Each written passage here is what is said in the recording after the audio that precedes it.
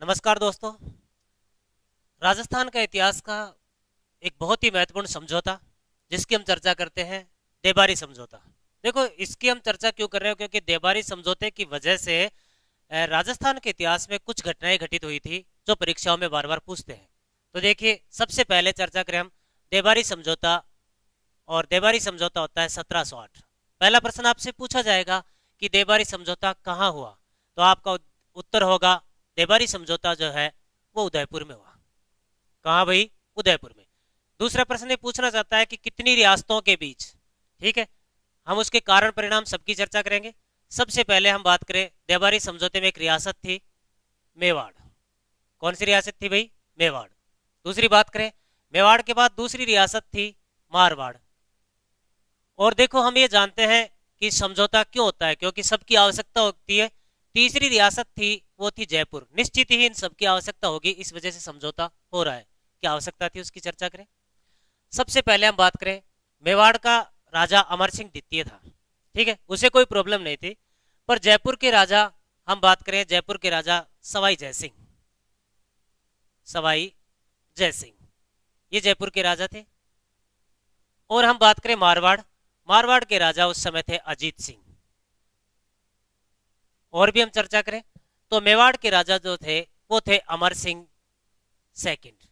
कौन थे भाई? अमर सिंह सेकंड। ये शासक थे मारवाड़ के, मेवाड़ के। अब देखो, इनमें क्या ऐसा बात है कि इनको समझौता करना पड़ा? कुछ तो बात होगी।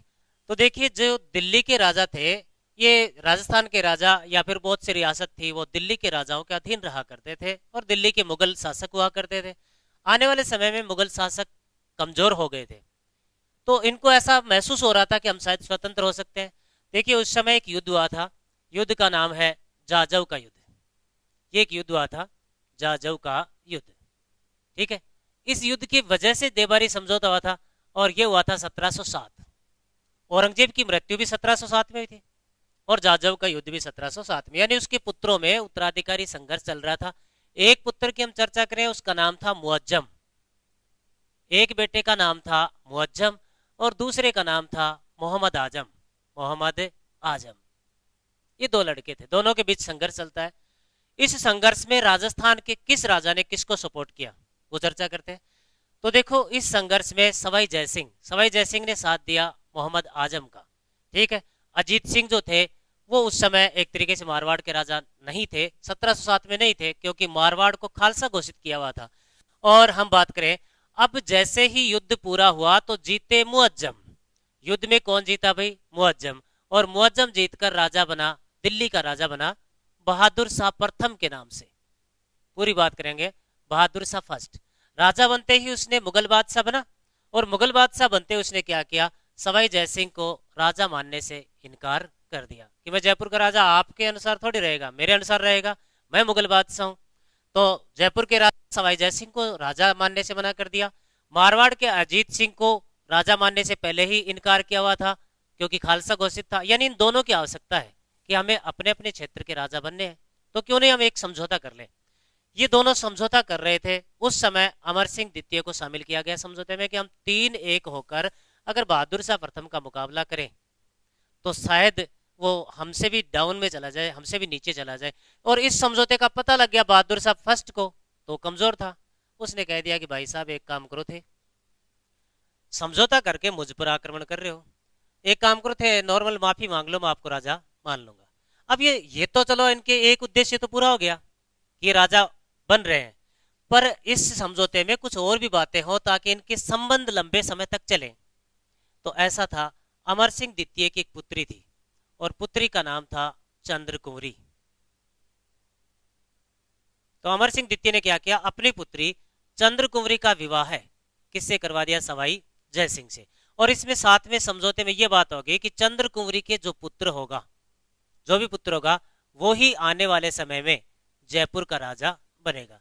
तो ये देबारी समझौता राजस्थान के इतिहास में तो हलचल पैदा कर ही रहा है, साथ में जयपुर के इतिहास का विशेष हलचल पैदा कर रहा है, क्योंकि बाद में सवाई जय सिंह ने क्या किया, अजीत सिंह की पुत्री से भी विवाह कर लिया, और अजीत सिंह की पुत्री का नाम था सूरज कुंवरी।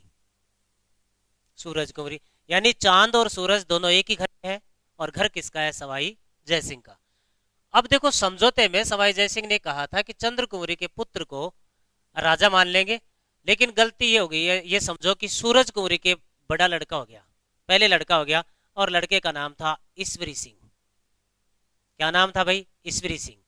अब जयपुर की जनता तो ये चाहेगी ना कि हिंदू रिवाज के अनुसार कि राजा का बड़ा लड़का राजा बने। अब जयपुर की जनता को इस बात का कोई लेना देना थोड़ी है कि कभी इनका समझौता हुआ था। बाकी समझौते का मतलब, समझौते का हिसाब किताब ये कहता है कि चंद्रकुंवरी के लड़का हुआ था, और चंद्रकुंवरी के जो लड़का हुआ था उस लड़के का नाम था माधो सिंह। और आप देखेंगे जयपुर के इतिहास में बाद में इस माधो सिंह और इस ईश्वरी सिंह को लेकर काफी दिनों तक विवाद चला था, और वही विवाद राजस्थान के इतिहास में हलचल पैदा करता है। उसी विवाद के कारण राजस्थान में मराठे जो हैं वो ज्यादा आंतरिक क्षेत्र तक पहुंचे, ज्यादा प्रभावी हो सके। तो फिर से देखिए देबारी समझौता सीधा पूछेंगे कब? 1708। ठीक है, कहाँ चल रहा है? उदयपुर में। कितनी रियासत है भाई? 3 है।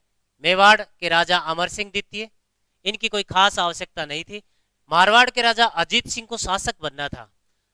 इधर सवाई जयसिंह ने मोहम्मद आजम का साथ दिया था उत्तराधिकारी संघर्ष में, लेकिन मुअज्जम जीतकर बहादुर शाह फर्स्ट के नाम से राजा बना था, वो उसको राजा नहीं मान रहा, उसकी आवश्यकता है। इस आवश्यकता को पूरा करने के लिए इन शासकों ने एक समझौता किया था, और वही समझौता राजस्थान इतिहास में देबारी समझौते के नाम से बहुत ही प्रसिद्ध है, जहां से बार बार परीक्षा में प्रश्न उठते ही रहते हैं। तो आपको अगर क्लास पसंद आई हो तो लाइक और शेयर करें। धन्यवाद दोस्तों।